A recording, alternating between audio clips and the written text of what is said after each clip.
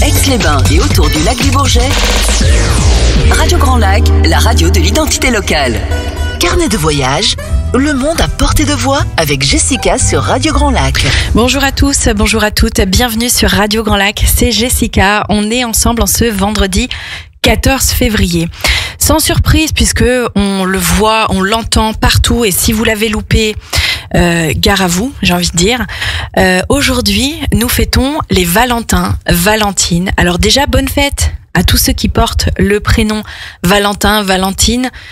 Un bisou spécial à ma fille Valentina, Zoé Valentina. Et aujourd'hui, on va aussi fêter l'amour. Alors l'amour sous toutes ses formes, c'est pas uniquement l'amour dans un couple, mais c'est aussi l'amour qu'on porte à sa famille, à ses frères, à ses sœurs, ses parents, ses enfants, ses amis. L'amour sous toutes ses formes. Néanmoins, la Saint-Valentin souvent est fêtée avec des cœurs, des voyages, des cadeaux, tout un tas de choses qui va faire plaisir à son ou sa bien-aimée. Évidemment, une émission carnet de voyage le jour de la Saint-Valentin, je ne pouvais pas faire autrement que de vous présenter les destinations les plus romantiques qu'on pouvait avoir, qu'on pouvait imaginer et auxquelles on pouvait s'échapper, en tout cas à destination desquelles on pouvait s'échapper avec la personne et l'élu de son cœur. Aujourd'hui, on passe en revue des destinations. Alors, sans surprise, la numéro 1, c'est Venise, évidemment. Alors, peut-être certains ou certaines d'entre vous allaient penser à Paris. C'est effectivement la ville de l'amour aux yeux du monde entier. Mais nous, on va dire, à notre échelle française, on va essayer de s'échapper vers d'autres horizons puisque souvent, on a tous déjà fait une escapade sur Paris. Donc, on en parlera, mais on va pas forcément passer du temps sur que visiter à Paris, qui est aussi une ville extrêmement romantique, je vous l'accorde. Alors, number 1, Venise, évidemment, qui dit amour, amoureux, Venise, les gondoles, tout ce qu'on veut. On a le cliché le plus total. Néanmoins, ça reste une ville très romantique. Alors, Venise, déjà, est une ville côtière du nord-est de l'Italie. Pour les personnes qui ne la situent pas exactement, c'est effectivement assez difficile de se dire ok, c'est à tel endroit, c'est une ville sur l'eau évidemment, donc il y a énormément de petites îles autour qui font partie de tout cet archipel. Néanmoins, Venise en elle-même, c'est donc une ville sur les rives de la mer Adriatique. Donc elle s'étend, comme je vous disais, sur un ensemble de 121 petites îles, donc c'est vraiment assez étendu, assez on va dire pas difficile, mais c'est vraiment des îles, des villes sur l'eau. Donc vous ne pouvez évidemment pas circuler en voiture. Située donc au milieu de la fameuse lagune, on a souvent entendu que Venise s'enfonce dans la lagune. Elle présente néanmoins l'inscription au patrimoine mondial de l'UNESCO et évidemment sa réputation de ville la plus belle du monde. Alors, on a énormément de monuments, on a énormément de clichés, d'images qui nous viennent de Venise quand on en parle, mais finalement on sait pas trop quand on rentre dans le détail le nombre de personnes qui y vivent à l'année. On a 250 000 habitants recensés l'année dernière. On a des gens qui s'appellent les Vénitiens, évidemment, puisque Venise, Vénitien. La fête, le saint patron, c'est Saint-Marc, et on parlera de la fameuse place Saint-Marc dans quelques minutes. En tout cas, Venise, telle qu'on la connaît, est la capitale de la région de la Vénétie. Donc en Italie, région Vénétie, Venise, la capitale. On a beaucoup, on va dire, d'îles, comme je vous le disais, mais les aires vraiment les plus connues sont Padoue, Trévise. On a énormément de choses à visiter. On y revient juste après. Alors Venise, pour la petite histoire, puisque vous le savez, dans Carnet de voyage, l'idée c'est aussi d'apprendre des choses sur les destinations où on se dirige ensemble par le biais de Radio Grand Lac. En tout cas, Venise a été fondée peu après 565-568 par des réfugiés qui ont fui l'invasion en Lombardie. Elle a été la capitale de la République de Venise pendant 11 siècles. 11 siècles de à peu près 700, de l'an 700 à 1795-1800, elle a été la capitale. On a, pendant le Moyen-Âge et la Renaissance, une grande puissance maritime sur la ville de Venise, qui est à l'origine de la 4e croisade contre l'Empire ottoman. Alors notamment, on va pas rentrer trop dans le détail, mais notamment grâce à la bataille de Lépante en 1571, je crois, la bataille de Lépante à cette époque contre l'Empire ottoman. Venise à l'époque a des alliés et a des liens forts avec l'Asie et le Proche-Orient. On connaît tous Marco Polo, le marchand explorateur, qui a été l'initiateur de ces liens et de ces, de ces liens commerciaux et de ces liens stratégiques, si je puis dire, qui devient finalement, grâce à lui, une des places commerciales principales d'Europe, d'où, comme je vous disais, les liens et les ententes commerciales, les liens commerciaux, les échanges qui en font une ville très importante. Ensuite, on a énormément de peintres, on a une grosse génération culturelle, un centre culturel qui arrive, et on a les peintres de la fameuse école vénitienne. Alors Véronèse, le dramaturge Carlo Goldoni, Antonio Vivaldi, qui sont les plus importants, on va dire en tout cas les représentants les plus importants et les plus connus, qui vraiment vont faire de cette école la renom national, international. Alors son nom, Venise, vient du peuple qui habitait la région avant le Xe siècle, qui étaient les Vénètes. Vénète, Vénétie, Venise, voilà, le lien est fait. En tout cas, cette ville, qu'on appelle aussi la Sérénissime, la cité des eaux, la cité des masques, des ponts, puisque une ville sur l'eau, la cité flottante, il faut, pour passer d'un quartier à l'autre, énormément de ponts, évidemment. Donc voilà, elle a beaucoup de surnoms, et son nom de ville romantique, la plus romantique du monde, est en tout cas vraiment connu. Alors aujourd'hui, la ville est célèbre pour ses canaux, notamment le Grand Canal, c'est le canal principal de Venise. Les gondoles, on va en parler après. La place Saint-Marc, ces nombreuses églises, on est vraiment sur une ville très croyante, catholique, avec un nombre de palais et de palaces à l'italienne, très rococo. On fera un clin d'œil au style, évidemment. Ça ne pouvait pas en être autrement. En tout cas, les gondoles, les églises, la place Saint-Marc, la place des Doges, le pont des Soupirs, le carnaval de Venise, évidemment, le carnaval de Venise mondialement connu, font en tout cas de Venise une des villes les plus prisées, les plus touristiques. Alors ça peut être aussi un problème parce que trop de monde étouffe Venise.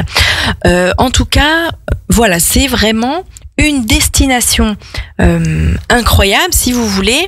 On revient sur le thème du jour, partir en week-end. Alors, week-end, attention, c'est pas forcément que 2 jours, parce que il y a tant à voir à Venise. 2 jours serait insuffisant si vous voulez optimiser votre voyage vers Venise. Donc, l'idéal sur un séjour court, c'est 4-5 jours. Attention à bien choisir vos périodes. On verra dans un petit instant certaines périodes à éviter qui sont incroyables et peut-être que vous ne connaissez pas, même si j'aime bien faire durer le suspense, mais de quoi elle parle, on va voir ça juste après. Il y a certains phénomènes qui se passent à Venise, il vaut mieux éviter de se trouver à ce moment-là. Alors ça fait aussi le charme, ça fait aussi, on va dire, l'expérience, l'anecdote, et c'est tellement incroyable que pourquoi pas. Néanmoins, si vous voulez visiter le plus simplement et le plus légèrement du monde cette ville ultra romantique, évitez certaines périodes. On en parle juste après, on se fait une petite coupure avec ABBA, à tout de suite.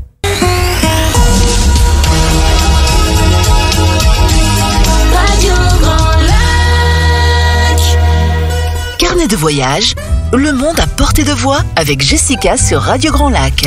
On est ensemble aujourd'hui, ce vendredi 14 février, jour de la Saint-Valentin. Évidemment, l'émission ne pouvait pas être faite autrement qu'en vous donnant des idées de destinations romantiques. Évidemment, on veut faire plaisir. Alors, la Saint-Valentin, c'est la fête de l'amour sous toutes ses formes. Néanmoins, si vous êtes en manque d'idées et que vous êtes en mode complètement panique pour la soirée qui arrive, un week-end est une excellente idée. Cela va joindre l'utile à l'agréable. Vous allez découvrir des endroits magnifiques. Vous allez apprendre énormément de choses. Donc, d'un point de vue culturel, c'est formidable. Et puis, comment lâcher prise sur ce quotidien morose. Alors, on était évidemment sur la destination numéro 1, Venise. Venise, par excellence, la destination la plus romantique du monde. Oui, j'ai envie de le dire, c'est pas Paris, c'est pas d'autres. Venise, la destination romantique. Alors, je vous le disais, il y a énormément à faire, énormément à voir. Venise, en chiffres, c'est donc 177 canaux. On en a parlé juste avant. Le principal, c'est le Grand Canal. 455 ponts, puisque la ville sur l'eau, il faut passer d'un quartier à un autre. D'ailleurs, cette ville, Venise à proprement parler, puisque, comme je vous le disais, il y a énormément d'îles, 120 exactement, 123 exactement. Pour passer d'un quartier à un autre, il faut des ponts. Alors souvent, ces ponts sont arqués. On connaît le pont des Amours.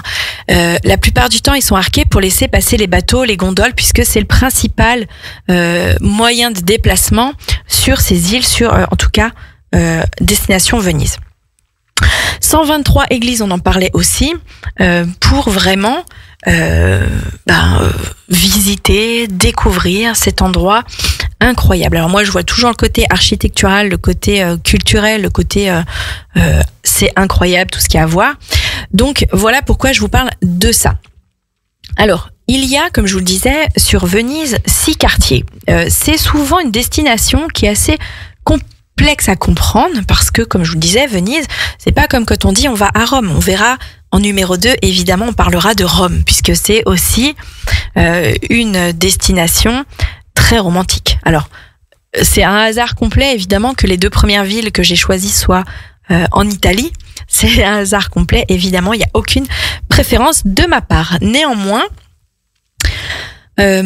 Venise, avec ses canaux, ses ponts, ses églises, ses places, énormément à voir, énormément à découvrir. Les gondoles, c'est l'activité à ne pas manquer pour passer, évidemment, un week-end romantique. Alors, comme je vous le disais, c'est assez complexe à comprendre. C'est pas une ville comme Rome. Venise étant un ensemble d'îles sur l'eau, on va se déplacer en vaporetto, en taxi sur l'eau, d'une île à l'autre. Alors il y en a énormément. On va se focaliser sur les 6 quartiers de Venise. Le premier, donc le quartier de San Marco et la basilique San Marco, évidemment, la grande place qui constitue vraiment le cœur, le centre de la ville. On a en deuxième le quartier de Castello qui recouvre vraiment la partie sud-est de Venise. Le nom San Castello, évidemment, en français, c'est le nom qui tient d'une forteresse, d'un château qui n'existe plus, mais voilà d'où vient le nom de Castello. Pardon. Le quartier de Cannaregio qui occupe toute la partie de la ville entre le Rialto, donc le Rialto c'est un des canaux de Venise, et la gare ferroviaire, puisqu'il y a aussi quand même une gare là-bas. Il est donc appelé comme ça, Cannaregio, en raison du caractère rectiligne des canaux qui le parcourent. Canal, Regio, et la contraction en a fait le nom de ce quartier. Ensuite, sur l'autre rive, on a Santa Croce et San Paolo qui, tous les deux, doivent leur nom aux 2 églises. Alors la première, Santa Croce et les Sestieri, très exactement, qui a été détruite. Mais en tout cas, San Paolo est un quartier où il y a le plus de Vénitiens, c'est-à-dire qui est densément peuplé. C'est là où il y a le plus de monde et c'est le quartier commerçant du Rialto. Voilà. C'est vraiment le plus récent. On va dire que c'est le quartier de Venise le plus récent. C'est là où vous allez trouver des bâtisses plus grandes, plus spacieuses, avec vraiment ce que j'appelle les palaces, les palais, le rococo, tout le bling bling de Venise qu'on adore, enfin que moi j'adore. Après c'est très spécial, mais il faut prendre ça. Voilà, ça veut pas dire on aime, on a envie de ça chez soi. Ça veut dire que c'est ce qui fait le charme et la beauté du lieu, c'est parce que c'est un tout. Sinon, si on retrouve la même chose partout, on perd l'identité des lieux qu'on découvre. Voilà, donc c'est en tout cas les bâtisses qui sont les plus grandes, les plus spacieuses, le plus récent, 19e et 20e siècle. Ensuite, on a un autre quartier qui s'appelle Dorsoduro, qui s'appelle ainsi en raison donc de la nature plus rocheuse. Alors tout à l'heure, je vous parlais de phénomènes à éviter, donc qui s'appelle évidemment aqua alta. Quand on traduit les eaux hautes ou les hautes eaux, ça dépend comment vous voulez le faire. Quoi qu'il arrive, en gros, c'est des inondations assez importantes, assez impressionnantes, qui sont dues aux marées. Et souvent, elles arrivent entre l'automne et le printemps. Donc, si vous voulez visiter Venise avec les meilleures conditions possibles, évitez ces périodes-là. Néanmoins, ce quartier Dorsoduro va être le plus épargné, on va dire, entre guillemets. Il est moins inondé, moins souvent inondé, parce que voilà, la nature de son sol est plus rocheux et il est plus élevé, ce quartier, que les autres. Voilà, parenthèse fermée. Et puis on a évidemment le centre historique qui est entièrement piétonnier. Comme je vous le disais, les canaux pour le coup qui font office de route, les bateaux, voilà, les vaporetto, tous ces moyens de transport font le charme et la particularité de notre chère Venise. Voilà, taxi d'eau, tout ce qu'il faut pour se déplacer à pied, découvrir.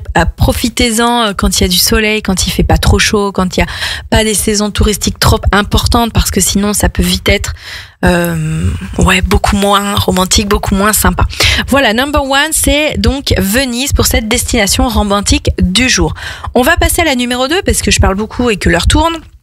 Numéro 2, c'est Rome, évidemment. Rome, encore une autre ville en Italie. Alors, n'allez pas croire que l'Italie est meilleure que les autres en termes de romantisme. Néanmoins, ça fait rêver quand on parle de Rome. Forcément, on a envie d'y aller. Alors, la question, on en parlait tout à l'heure pour Venise. On parle de week-end, comment s'échapper sur un week-end, sur une escapade romantique en 3 jours. Qu'est-ce qu'on fait à Rome? C'est un peu court. C'est suffisant pour voir les plus beaux sites de la ville, se promener, profiter de l'atmosphère particulière de Rome. Mais si on veut optimiser sa visite, à quel moment on va à Rome et qu'est-ce qu'il y a à voir? Pourquoi c'est romantique? Alors, on optimise les périodes. Le meilleur, c'est avril, mai. Pour le printemps, après, il commence à faire vite chaud, parce que c'est quand même assez bas.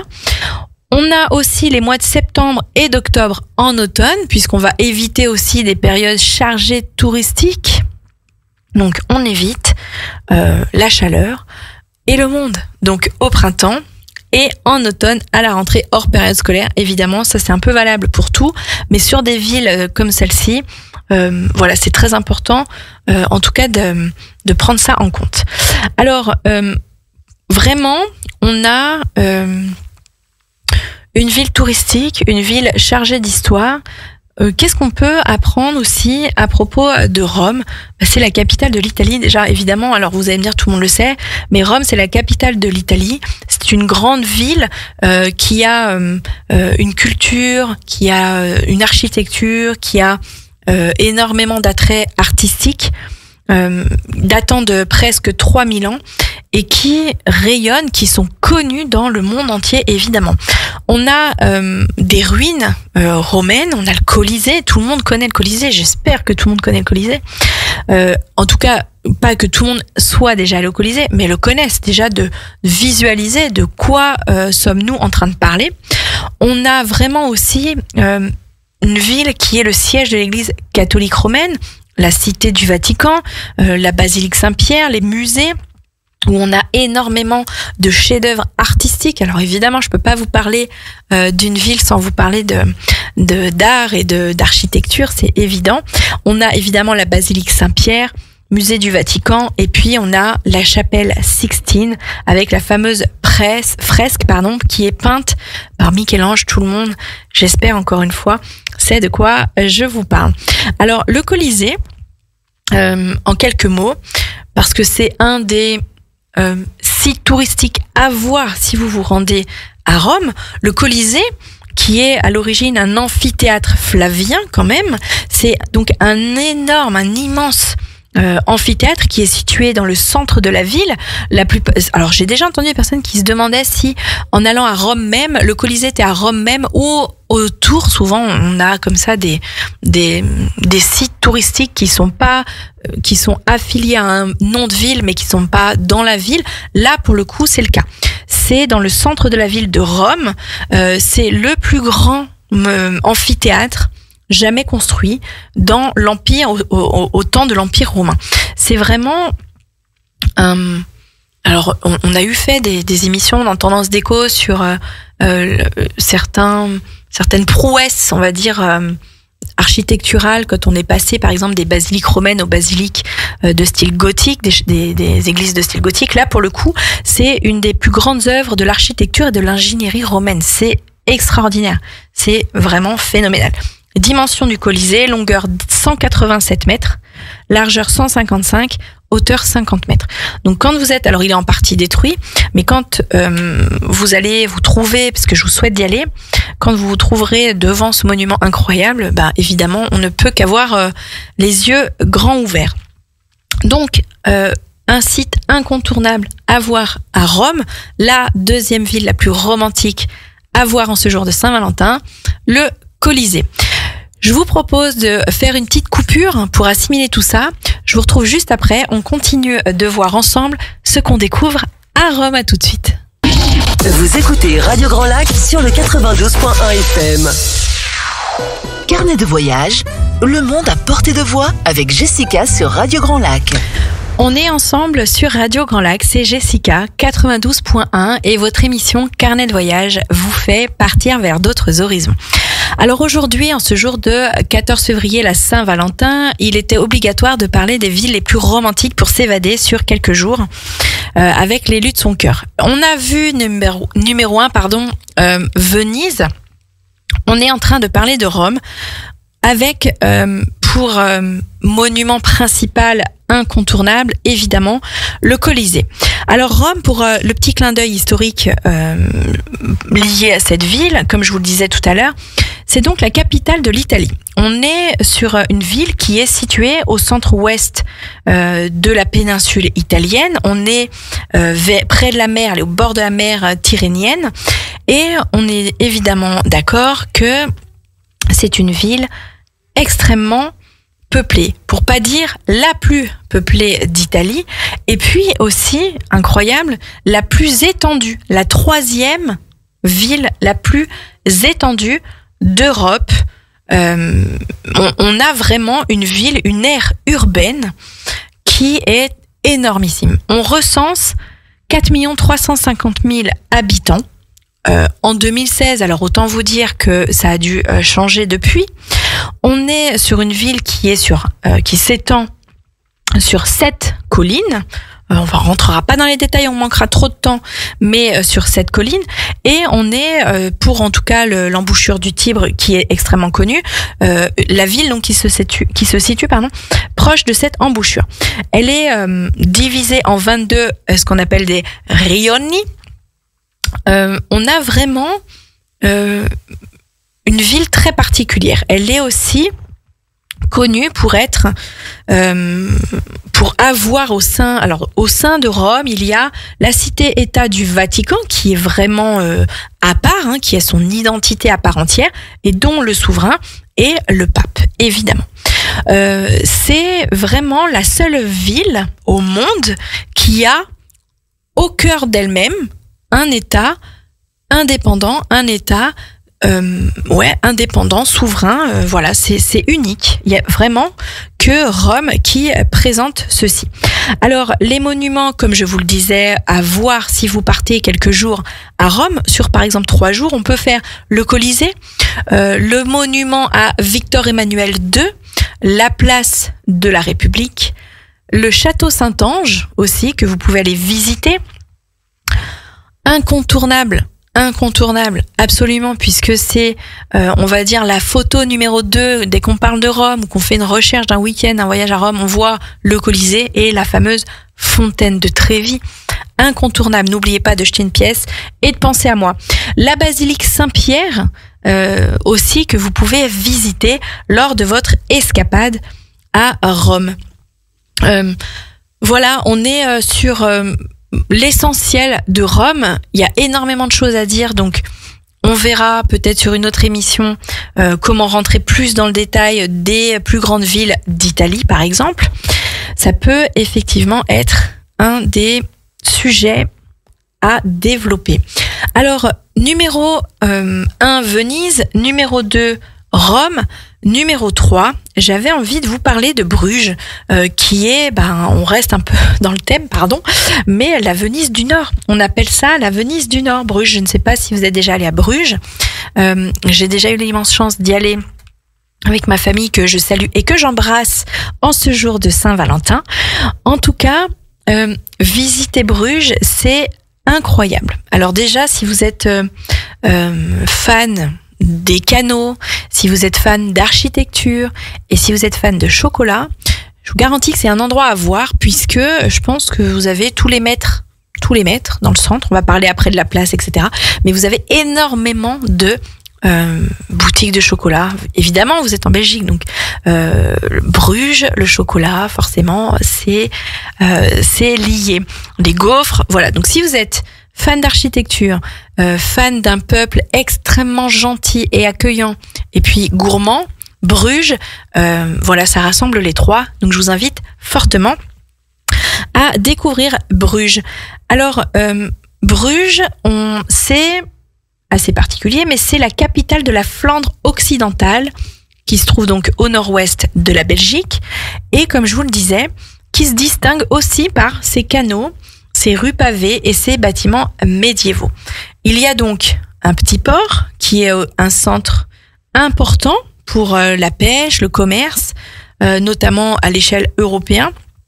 Et au centre-ville, donc l'immense place du bourg, où vous allez retrouver l'hôtel de ville. Donc c'est vraiment incroyable, hein, cet hôtel de ville est vraiment incroyable. Encore une fois, architecturellement parlant, il a un plafond sculpté. Vous avez un hôtel de ville qui date du XIVe siècle. Et puis la grande place. Alors vous avez, vraiment, c'est des monuments qui sont incroyables. On en prend plein les yeux, entre les boutiques, les monuments, la grande place avec énormément d'animation, énormément de monde. Voilà, vous êtes vraiment dans la Venise du Nord, mais avec une ambiance encore extrêmement différente de l'Italie. Heureusement d'ailleurs, sinon ce serait un peu triste finalement que tout soit pareil. Donc à Bruges, les gens parlent français, évidemment. Bruges est une ville belge, mais la capitale est Bruxelles. On y parle aussi bien le néerlandais que le français. En tout cas, voilà, soyez rassurés. En Belgique, à Bruges en tout cas, on parle français. La monnaie est l'euro. Vous allez atterrir à l'aéroport de Bruxelles, mais vous pouvez après facilement vous rendre en voiture, en taxi, jusqu'à Bruges. Vous allez vous garer, vous allez passer des ponts, vous allez marcher un peu au centre de ces ruelles pavées pour arriver, comme je vous le disais, sur la grande place. Alors, il y a des monuments à visiter à Bruges. Néanmoins, si vous faites ça sur un week-end de 2 jours, par exemple, je vous encourage à simplement flâner à simplement vous balader, faire des visites un peu au gré des envies. C'est pas comme à Rome où on a vraiment du monument, de la visite, ou comme par exemple, alors j'ai pas mis Londres dans ma liste parce que c'est une très belle ville à visiter, mais elle rentre pas dans mon top des villes romantiques. Ça n'est que mon jugement. Et puis ça tombe bien, c'est mon émission, donc je fais ce que je veux. Néanmoins, Londres, quand vous y allez, vous avez quand même sur votre to-do list des monuments à faire, à voir, des incontournables. Vous pouvez pas vous dire je vais à Londres ou je vais à n'importe quelle destination telle que New York, Londres, etc. pour juste vadrouiller dans les rues. Non, ce n'est pas possible. Alors que Bruges, vous pouvez, si vous le faites, vous allez profiter vraiment tout autant qu'un visite avec des monuments à visiter, une to-do list à faire impérativement. Bruges, c'est aussi ça, c'est l'art de se laisser vivre, c'est l'art de vraiment de se laisser aller au gré des rues, des boutiques, des restaurants, des salons de thé, des choses comme ça. Alors, il y a quand même certains monuments à visiter, je vous fais la liste juste après la coupure, la petite coupure pour éviter que ce soit trop d'infos d'un coup. On se retrouve tout de suite pour la suite et fin de Carnet de voyage des 3 villes les plus romantiques aujourd'hui lors d'une escapade en week-end. À tout de suite. Entre lac et montagne, Radio Grand Lac, votre radio. Votre radio. Votre radio sur laquelle on s'évade. C'est Jessica, il nous reste quelques minutes pour terminer cette émission Carnet de voyage spéciale escapade romantique en ce jour de Saint-Valentin. J'avais décidé de sélectionner un top 3. En numéro 1, Venise, évidemment. En numéro 2, Rome. Eros Ramazzotti, c'est un pur hasard. Et en numéro 3, nous étions en train de parler de Bruges. Alors Bruges, c'est une ville absolument charmante en Belgique, comme je vous le disais.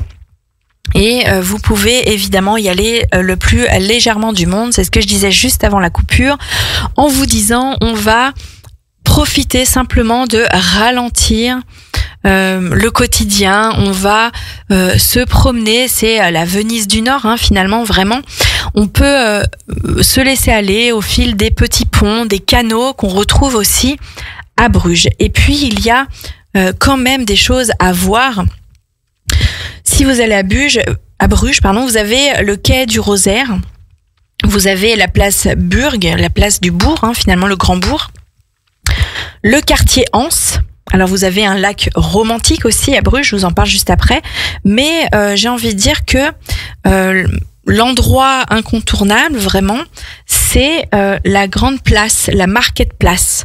Vous avez on va finir là-dessus puisque le temps passe, mais vous avez, s'il y a quelque chose à voir sur cette place, c'est la grande tour médiévale, hein, le beffroi, qui du haut de ses 83 mètres vous offre un panorama incroyable. Donc si vous arrivez à gravir, eh bien vous allez profiter d'une vue sur toute la place, sur tous les alentours, vraiment juste incroyable. En tout cas, si vous ne montez pas jusqu'en haut, vous pouvez flâner au bas de cette tour. Vous avez une ambiance très particulière, vous avez des calèches, vous avez des balades, vous avez beaucoup, c'est le point de rencontre des cochers, et vous avez entre les odeurs de restaurants, les boutiques de chocolat, les boutiques un peu design, les musées, et sur cette place aux pavés médiévaux, une ambiance absolument incroyable et qui donne une atmosphère extrêmement romantique à Bruges. Je vous laisse sur ces belles paroles, je vous laisse penser à tout ça. Et si ces 3 destinations vous ont plu, eh bien c'est parfait. Nous en reparlerons certainement dans d'autres émissions Carnet de voyage. Et puis si ça a pu vous donner envie de vous évader le temps d'un week-end, partez du principe qu'un week-end c'est bien 3-4 jours sur des destinations comme celle-ci pour découvrir et optimiser son temps sans faire du marathon et que ça devienne plutôt une course contre la montre qu'autre chose. Prenez soin de vous. Je vous retrouve dans 15 jours pour une nouvelle de Carnet de voyage. Profitez de votre week-end et à très bientôt.